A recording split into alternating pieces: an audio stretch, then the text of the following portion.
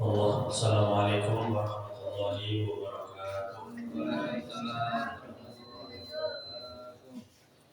Innal hamdalillah nahmaduhu wa nasta'inuhu wa nastaghfiruhu wa na'udzu billahi min shururi anfusina wa min sayyiati a'malina.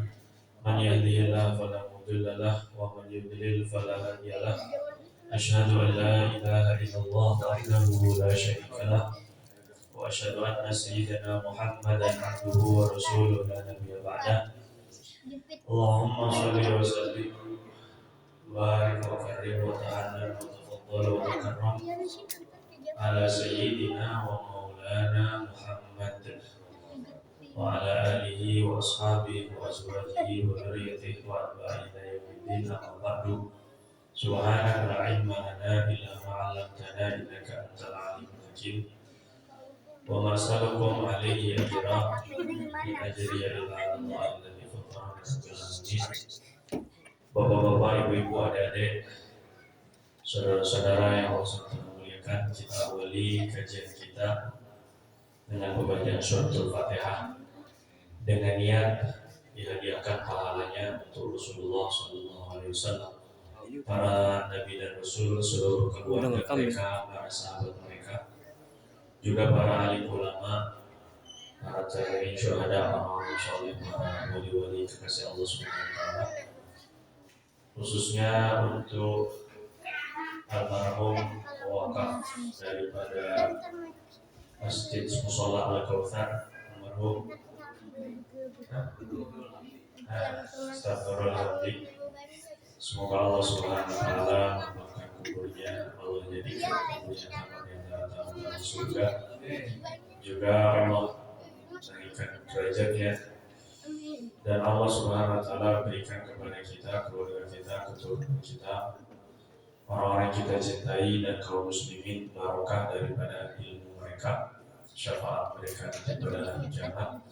Yang punya hajat semoga Allah kabulkan hajat-hajatnya, yang sedang sakit semoga Allah sembuhkan zahir batinnya, Allah jadikan keturunan kita saleh salihah, keluarga kita sakinah mawaddah rahmah, Allah karuniakan rezeki yang lapang, yang barokah, halal, thayyib, manfaat dunia akhirat, kesehatan zahir batin, ala hadhihi niyat wa ala kulli niyatin shalihah wa ala ma nawaina wa ala ma nawa masyayikhuna wa waliduna wa aslafuna shalihun ila hadratin nabi sallallahu alaihi wasallam bi alfi al-fatihah. A'udzu billahi minasy syaithanir rajim. Bismillahirrahmanirrahim. Alhamdulillahi rabbil alamin. Ar-Rahmanir Rahim.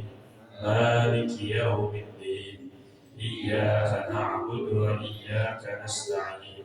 Ihdinas siratal mustaqim. Siratal ladzina an'amta 'alaihim ghairil maghdubi 'alaihim waladdallin.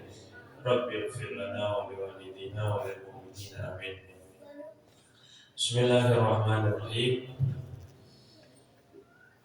Insya Allah mulai daripada sekarang, saya tadi sebenarnya sudah ingin menyiapkan bahasan ataupun juga materi tertulis tapi karena belum siap cetak, jadinya saya untuk saat ini kita bahas tanpa catatan terlebih dahulu. Alhamdulillah saya tulis buku terbaru tentang pokok-pokok dasar ajaran Islam yang patut untuk dipelajari, diketahui, dikaji oleh semua orang Islam. Dan asalnya buku ini itu untuk saudara-saudara kita yang mu'alaf, saya susunnya asalnya. Cuma dia pun juga sangat diharuskan sebenarnya, apalagi kepada orang-orang yang udah lama masuk Islam. Jadi kadang-kadang bisa jadi orang yang lebih dulu orang yang baru masuk Islam lebih tertarik mengkaji Islam daripada orang yang udah senior Islamnya. Kadang-kadang orang yang mu'alaf, Pak, mereka lebih cepat mempelajarinya karena baru daripada orang yang dari lahir udah Islam. Alhamdulillah kita punya teman mualaf Pak, salah satu binaan kita, dan memang sudah sekitar 7 tahun lah ya mualafnya. Sekarang sudah selesai hafal Quran Pak. Kemudian sudah selesai S2 PAI. Jadi sudah MAG, MPD, MPD. Nah, sudah S2. Padahal asalnya Cina, kemudian keluarganya juga belum mendukung, belum masuk Islam, sampai ibunya sampai sekarang nggak ngebolehin dia untuk pulang ke rumah. Karena terus, tapi itulah, Masya Allah, justru malah yang junior masuk Islam malah udah bisa ngapal Quran. Kita ini kadang-kadang ikronya nggak beres-beres gitu kan, kiroati kagak lulus-lulus gitu kan. Nah, jadi saya ini kajian ataupun juga buku ini nantinya saya bagiin gratis buat bapak ibu insya Allah. Semoga ada panjang umur ya bulan depan gitu ya. Jadi saya bagiin insya Allah. Tapi nanti saya minta sama Pak Ibnu berapa orang yang rajin ngikut. Ibu-ibunya berapa orang, bapak-bapaknya berapa orang. Ibu-ibunya berapa orang, bapak-bapaknya berapa orang. Nah, nanti ini bisa disiapkan insya Allah ya. Ini dasar pokok ajaran Islam ini. Bismillahirrahmanirrahim. Ini saya bacakan pendahuluannya ya. Karena takutnya gini Pak, saya ngasih, walaupun pengajian kita alhamdulillah gitu ya, materinya mah bebas, kumaha abdi ya, tergantung pematerinya. Nah, kita ingin lebih terarah. Tapi sebelumnya, mumpung ini adalah masih di akhir bulan Maulid, Bapak sini boleh Pak? Punten. Nah, ini kosong di sini. Sebenarnya sih di sini juga kosong nih Pak. Sebenarnya gitu ya. Sebenarnya di sini sekarang kosong juga nih. Sini ini boleh. Sini boleh. Nah, ini kita senang nempel-nempel di dinding, ya. Diam-diam merayap. Ya, ini alhamdulillah. Jadi di bulan Maulid ini saya di mana-mana tempat mengajak, di mana-mana Maulid mengajak. Mumpung kita besok Senin itu adalah akhir bulan Rabiul Awal, ya.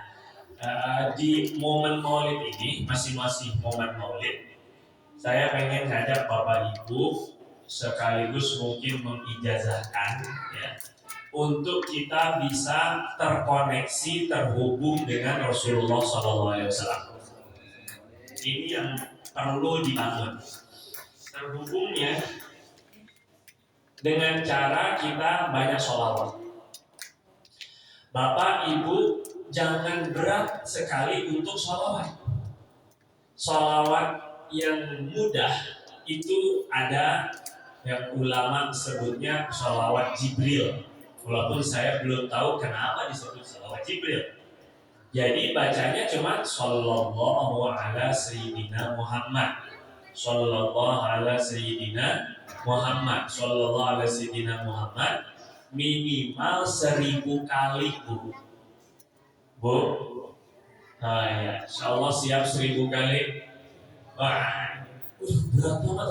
Enggak, tenang ya. Bapak boleh pakai tasbih digital, boleh pakai tasbih biji, tasbih yang bijian boleh, mau pakai biji korma boleh, mau pakai kerikil kayak orang dulu boleh, mau pakai gundu ya boleh. Dihitung itu tujuannya biar mencapai target bacaan minimal. Tapi mau lebih silakan. Saya pernah nyoba, Bapak-bapak kalau nggak percaya kita coba dulu dah ya. Bapak sama saya, kita sama-sama baca Sallallahu Alaihi Wasallam Muhammad, cepet 100.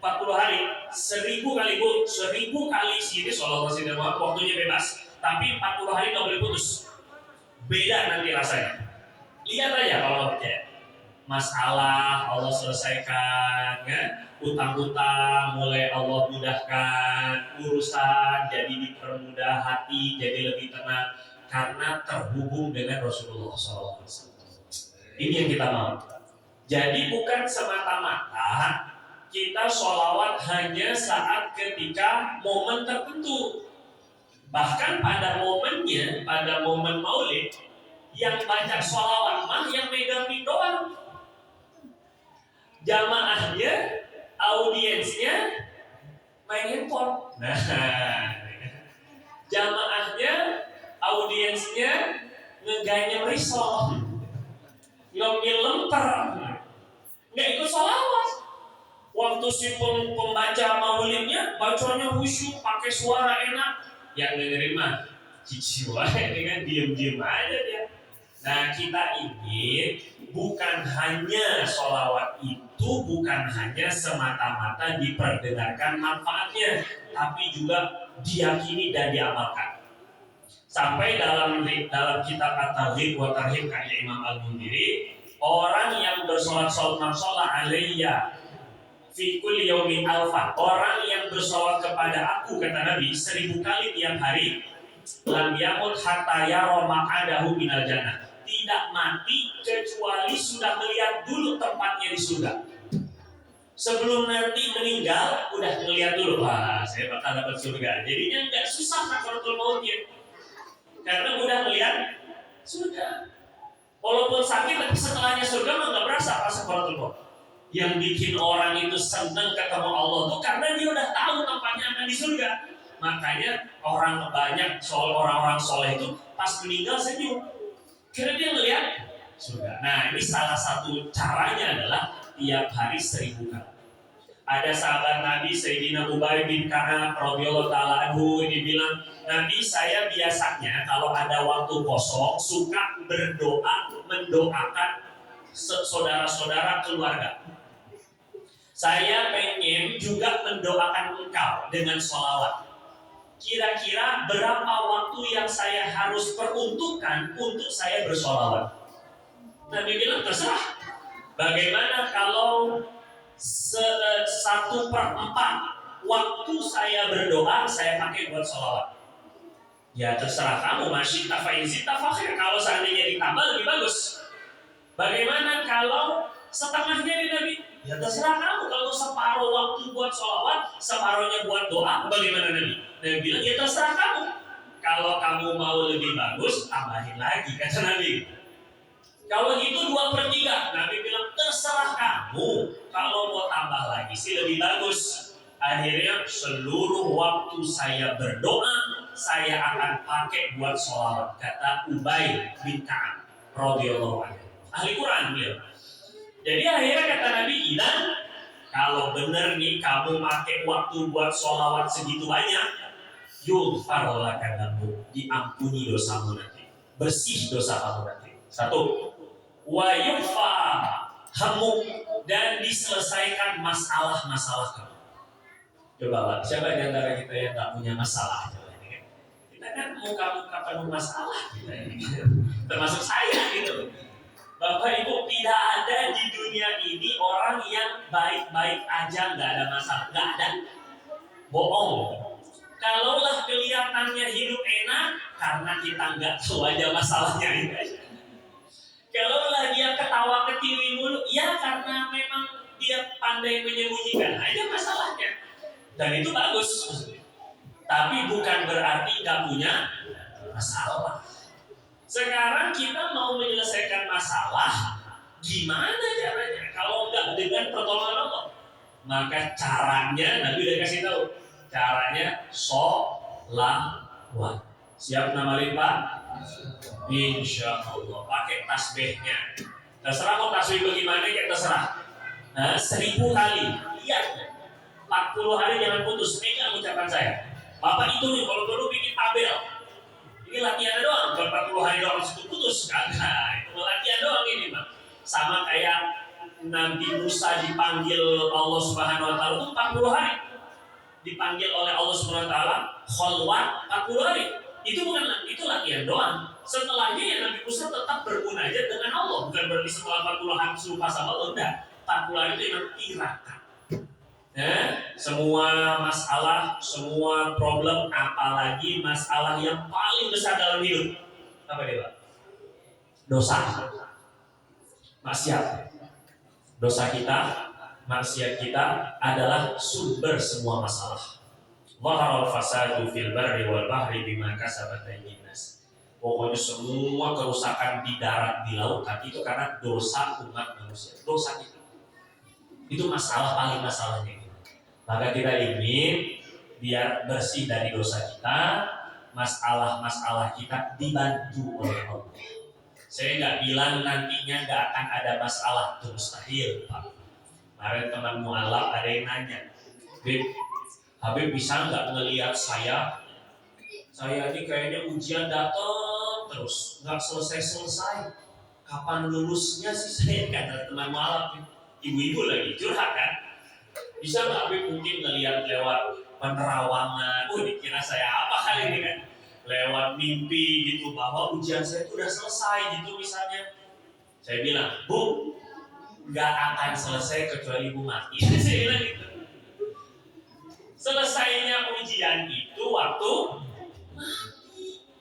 Dikira ujian itu cuma miskin doang. Oh sekarang saya miskin kok nggak selesai. Ini saya punya kemiskinan kok nggak selesai. Kalaulah diselesaikan miskinnya, diganti jadi kaya, memang kaya itu bukan ujian. Justru kaya itu malah lebih berat ujiannya. Kaya itu juga ujiannya. Jadi kata Allah SWT, wa nabluukum bisyarri wal khairi fitnah. Kami akan uji kalian dengan yang enak, dengan yang gak enak. Itu ujian juga. Jadi bukan hanya sakit ujian, sehat ya ujian. Bukan hanya miskin ujian, kaya juga ujian.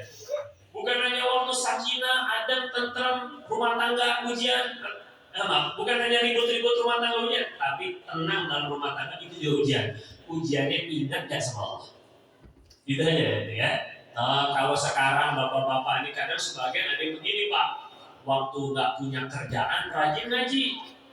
Giliran sama Allah dikasih kerja, kagak ngaji lagi. Itu ujiannya itu. Giliran waktu miskin, dekat banget sama orang, sama tetangga. Waktu udah kaya, dia lupa udah gak pernah ngobrol, udah gak pernah silaturahim, udah gak pernah ketemunya ntar pas tahlilan. Itu ujian, Pak. Nah makanya saya bilang sama teman mualaf itu, Bu, ujian tidak akan pernah selesai sampai kita wafat. Karena dunia ini memang harus diuji terus. Cuma begini, jangan kita ini sibuk nyalahin Allah, sibuk nyalahin takdir. Kadang-kadang banyak orang tuh gitu. Apa ya saya kok sakit gak sembuh-sembuh? Padahal sakitnya karena dia gak peduli sama kesehatannya dulu. Suruh pantang makanannya kagak pantang. Suruh olahraga mager, malas gerak. Suruh bangun pagi begitu malah molor. Terus sekarang ketika kena sakit, Allah ujian udah selesai. Kata Allah, siapa yang uji lu? Ini azab, makanya lebih parah. Ada orang yang miskin misalnya, kok saya miskin utang dulu kok kagak selesai. Giliran udah mau lunas, pinjam online lagi. Salah dia jadinya. Tapi nyalahinnya takdir itu. Kok ini ujian nggak selesai. Dia yang salah. Allah, kan itu yang mudah. Ini kadang-kadang kita suka lupa begitu, suka melimpahkan kesalahan pada takdir, pada Allah Subhanahu Wa Taala itu sudah sangat baik. Cuma kita hanya dari masalah ini kadang-kadang.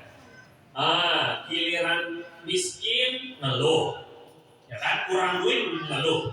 Tapi diajak, ayo Bu, sini saya ajarin, ayo Pak, sini saya ajarin bisnis. Aduh, males dah, ribet.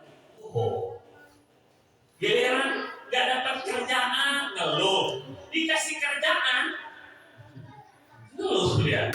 Ya ini susah banget, bangun paginya lambat, gak amanah.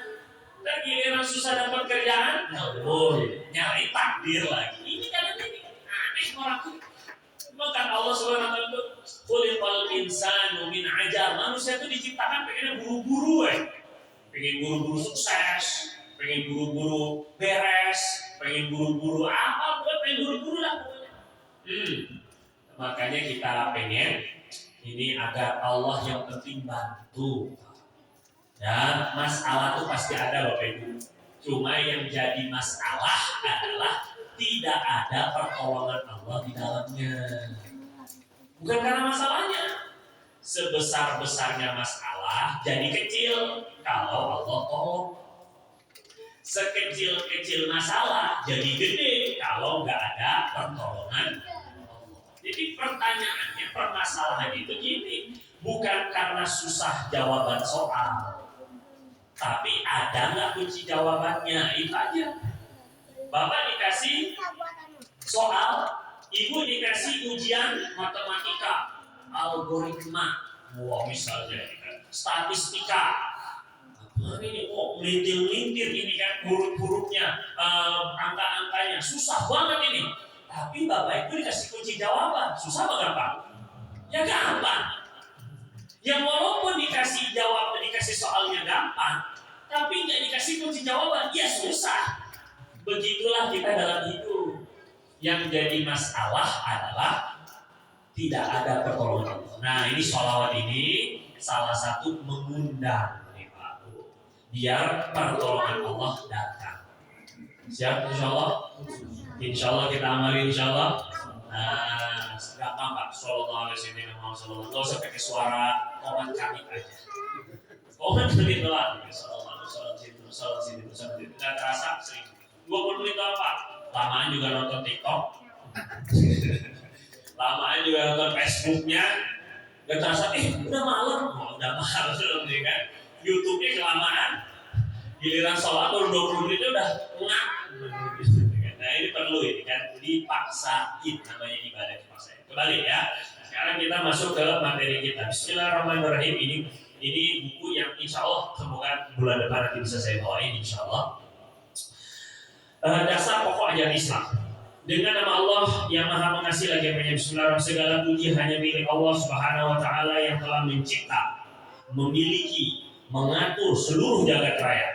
Semoga senantiasa Allah curahkan sholawat serta salam teruntuk manusia sempurna, penunjuk jalan kebenaran, penolong pada hari kiamat, Rasulullah Muhammad bin Abdullah, serta untuk keluarga, para sahabat dan pengikut beliau hingga hari kiamat. Amin ya rabbal alamin. Amma ba'du. Saudara-saudaraku yang mulia, sebelumnya saya ingin mengucapkan selamat sebesar-besarnya kepada Anda. Wah, ini ucapannya ini seorang motivator yang sebenarnya. Karena dari sekian banyak hamba Allah, Allah memilih Anda untuk diberi karunia terbesar di dunia. Nikmat teragung yang pernah ada. Nikmat apa Pak? Iman Islam. Kita sering, alhamdulillah dapat gaji. Alhamdulillah sembuh dari penyakit. Alhamdulillah dapat warisan. Dapat warisan, alhamdulillah innalillah kan saudara kan. Dikata sedih, tapi dapat warisan, alhamdulillah. Sedih bapaknya meninggal, dapat warisan, lupa bapaknya. Kita senang sekali ketika dapat hadiah, dapat undian, naik pangkat, macam-macam lah, dapat anak. Tapi semua nikmat itu gak ada artinya tanpa nikmat terbesar, yaitu nikmat iman dan Islam. Selamat, alhamdulillah, syukur sama Allah, nikmat ini disyukuri Pak, biar ditambah lazim dan aku. Jadi ditambah sama Allah iman Islamnya. Setiap orang tua yang melahirkan kita secara naluri akan sangat mencintai kita dan selalu menginginkan kebahagiaan untuk kita. secara naluri. Semua orang tua secara fitrah pengen kebahagiaan untuk anak, benar nggak Pak? Banyak orang tua, coba lihat tuh, para ojol, ojek online, para pekerja kuli bangunan, mereka naik-naik menara demi siapa? Demi anak, demi istrinya, demi bininya. Mereka kerja sampai malam, nanti pulang pagi udah jalan lagi, desak-desakan di kereta. Demi siapa juga? Demi anak, demi istrinya. Begitupun sering sekali orang tua itu utang demi siapa? Demi anak. Cuma demi anak doang. Karena ibu mah nggak makan. Yang penting anaknya makan. Gak apa-apa nah, ibu gak lapar, bohong gitu. Dan biar anaknya makan kenyang. Saya minta apa ya? Kita kalau ingat orang tua, segitunya Pak, kok bisa sayang banget gitu. Dan ternyata bapak-bapak yang jadi orang tua merasakan hidupnya, merasakan. Waktu anak sakit, kita nggak bisa tidur.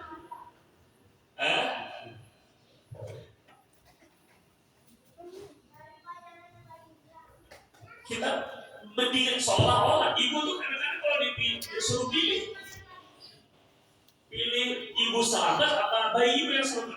Banyak ibu yang pilih selamatin anak saya. Gak apa-apa saya, tapi yang penting anak saya selamat. Orang tua, bapak ibu harus belajar kasih sayang Allah dari kasih sayang orang tua. Kalau kita bisa terenyuh dengan kasih sayang orang tua yang begitu tulus banget sayangnya, maka Allah jauh lebih sayang kepada bapak. Allah lebih sayang kepada ibu. Jadi saya tuh menyampaikan ini di Muqaddimah, ingin menyampaikan bahwa Allah tuh baik. Allah tuh baik banget gitu loh. Gambarannya itu apa? Jadi kalau Allah itu, kalau orang tua saja sangat menginginkan kebahagiaan untuk anaknya, dia pengen yang terbaik. Bapak mana? Bapak cuma lulus SD, yang penting kamu lulus kuliah sarjana. Gak apa-apa, bapak mah gak bisa ngaji, tapi kamu harus bisa ngaji. Berapa banyak kamu? Saya wali-wali santri kan, gak ngerti agama, anaknya dipondokin. Tujuannya biar anaknya lebih pintar dari dia. Ya Rabbah, kok baik banget tuh orang tua kayak gitu. Kita kadang-kadang baru ngurus orang tua ya, yang udah sembuh aja udah geluh. Orang tua kan dulu ngurus kita nggak pernah geluh.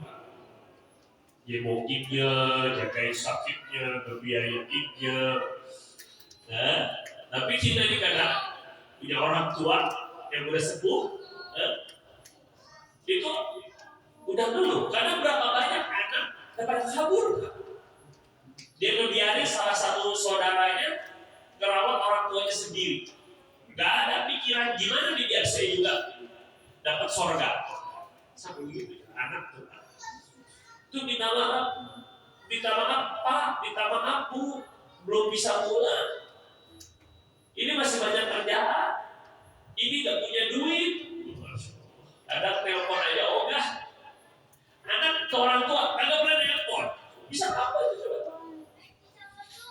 Orang tuanya sakit, itu minta maaf. Gak ada usaha untuk paksain diri gitu. Tapi kalau orang tua coba ya, dibilang anaknya sakit, wah untuk saya pondok.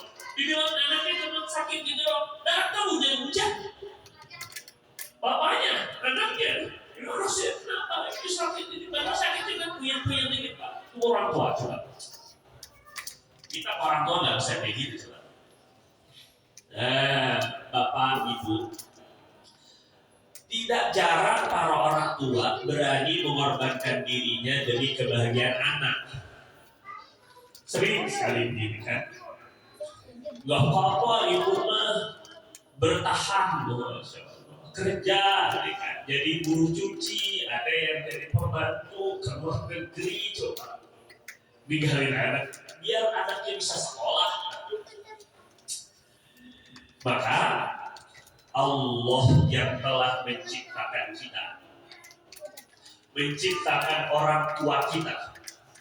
Jadi orang tua tadi, karena dia merasa yang melahirkan anaknya, dia punya cinta yang tulus kan. Allah yang ciptain orang tua kayak gimana? Coba kira-kira. Allah bukan sekedar bukan melahirkan kita, bukan. Allah yang ciptain kita. Allah yang menciptakan orang tua kita dan meletakkan. Allah juga yang naruh kasih sayang, cinta kasih ke dalam hati semua orang tua di dunia. Maaf ini, yang namanya cinta orang tua ke anak itu lintas agama. Agama apa ya? Bahkan lintas jenis. Kucing Pak sayang sama anak. Gak ngerti agama ya. Gak pakai agama cinta ke anaknya. Gak usah pakai agama, itu naluri. Gimana Allah yang meletakkan cinta itu ke hati orang tua? Coba ini maksudnya. Jauh lebih mencintai kita daripada siapapun. Jadi Allah itu baik banget. Kalau Allah mau Pak, waktu kita maksiat Bu, Allah langsung bikin kita mati biar suruh khatimah. Ternyata enggak. Ditutup coba maksiatnya, disembunyikan, orang nggak tahu maksiat. Kalau Bapak tahu maksiat saya, aduh, sehingga berani lagi belajar di sini. Kalau seandainya orang tahu maksiat kita, nggak ada orang yang mau dekat sama kita. Tapi hebatnya Allah, dia nggak pernah gibah, nggak pernah ngomongin keburukan kita, nggak pernah. Dia nggak pernah ngebongkar aib-aib kita tuh. Coba masa lalu kita gimana masing-masing? Nggak sholat dan berapanya kadang-kadang. Masa muda dengan pacarannya, mungkin dengan minumannya, mungkin dengan macam-macam maksiat itu. Tapi ternyata sama Allah dikasih kesempatan buat taubat. Kata Allah Subhanahu wa taala kepada para malaikat, tunggu. Jadi ada sebuah riwayat Pak, seorang hamba ketika dia bermaksiat, maka laut meminta izin untuk menenggelamkannya. Angin meminta izin untuk meniupkannya. Gunung meminta izin untuk menindihnya. Tapi Allah Subhanahu wa taala bilang ini, lau khalaqtumuhu lama qultum hada. Seandainya kalian yang menciptakan mereka, kalian gak bakal setega itu. Itu karena bukan kalian yang menciptakan kalian, aku yang menciptakan. Sehingga Allah Subhanahu wa taala itu suruh tunggu. Zaruh, biarkan dulu. La'allahu yatub. Mungkin nanti taubat. Kata Allah, kata Nabi dan Imam Muslim, innallaha yabsutu yadahu bil-laili yatuba musibun nahar wa yaftah wa yabsut yadahu bin-nahar yatuba musibul lail. Allah itu nunggu sekali membuka pintu selebar-lebarnya pada malam hari agar orang yang maksiat, yang berdosa di waktu siang bisa taubat malam harinya. Allah tunggu. Dan Allah membuka lebar pintu taubat di siang hari agar yang tadi malam maksiat mau taubat di pagi hari. Tunggu terus. Seandainya Allah ini karena dosa saya, dosa kita, sehingga kita terhijab, nggak mendengar seruan Allah. Setiap malam dalam riwayat Bukhari Muslim, setiap malam sepertiga malam terakhir Allah akan memanggil hambanya. Hal minta ifatuba ilaih. Siapa yang pengen taubat, aku terima taubatnya. Aku nggak melihat masa lalunya. Aku nggak melihat dulu masa muda. Yang penting mau taubat apa enggak? Aku terima taubatnya. Hal min mustaghfir fa'ghfirullah. Apakah ada yang mau minta ampun? Aku ampuni dosa. Setiap malam Pak, Bu. Cuma kita terhijab dengan dosa-dosa kita aja. Allah tuh sampai begitu nawarinnya. Ya Rabbal, itu baik banget. Bapak, kita kalau ketahuan dulu, misalnya ada temen, sekali kita hianati mungkin dia bisa maafin. 2 kali kita hianati mulai kepercayaannya hilang. Coba, Bapak pun begitu sama teman, sama sahabat. Tapi 3 kali lebih kepercayaan kita dihianati, kira-kira Bapak masih gak mau terima? Enggak. Sudah berkali-kali berkhianat. Hari ini, Bapak Ibu, kita sering mengkhianati Allah. Berkali-kali. Katanya mau tobat, terus diulang lagi maksiatnya. Katanya mau insaf, kok masih lupa dan lalai. Katanya mau jadi baik, kok mau lagi-lagi ke sana. Berapa kali Pak kita khianati Allah tuh berapa kali kira-kira? Tapi Allah gak pernah bosan untuk menerima taubat Bapak sampai ibu-ibu dikasih nikmat Allah gerakin datang ke pengajian. Allah nggak ngelihat masa lalu gimana dulunya, gimana pernah apa yang pernah terlibat apa. Allah nggak ngelihat Bapak dihadirkan sekarang.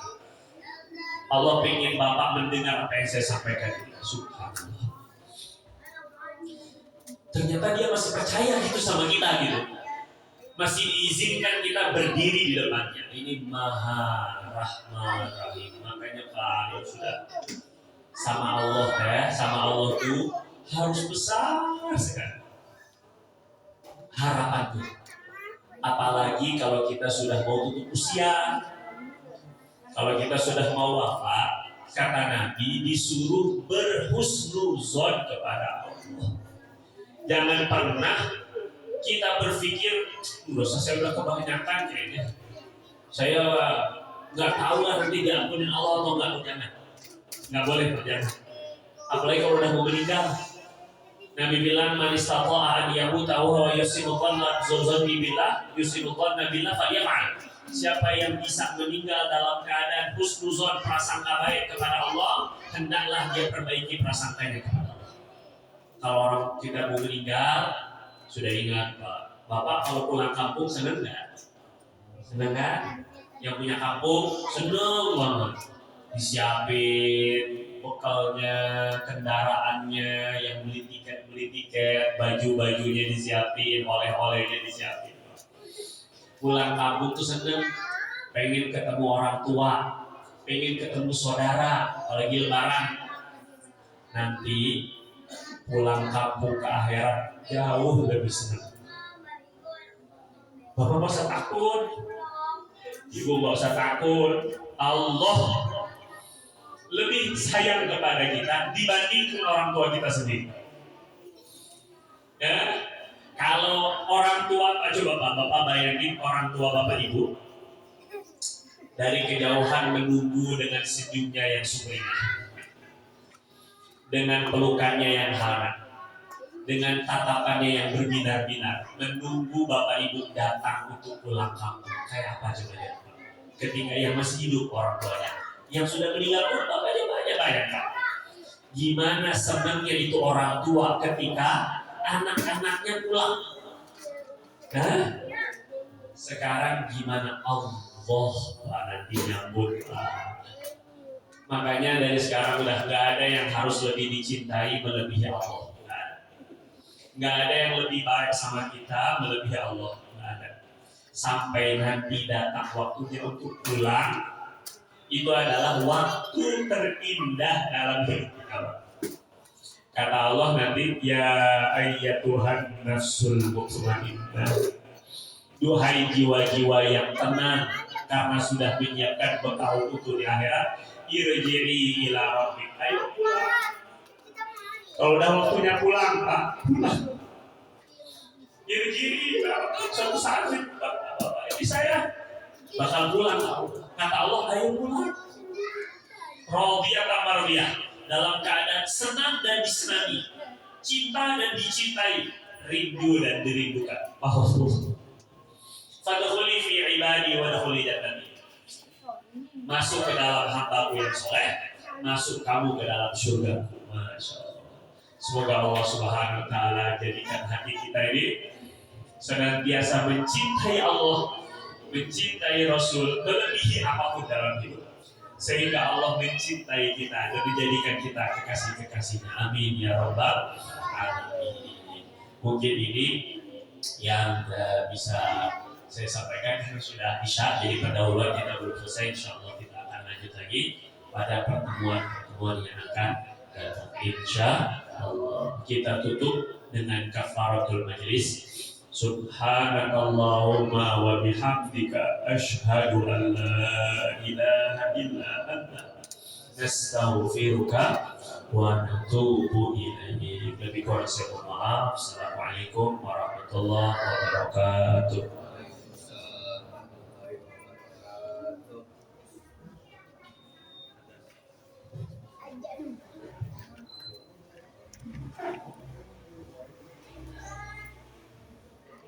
Allahu Akbar, Allahu Akbar, Allahu Akbar, Allahu Akbar.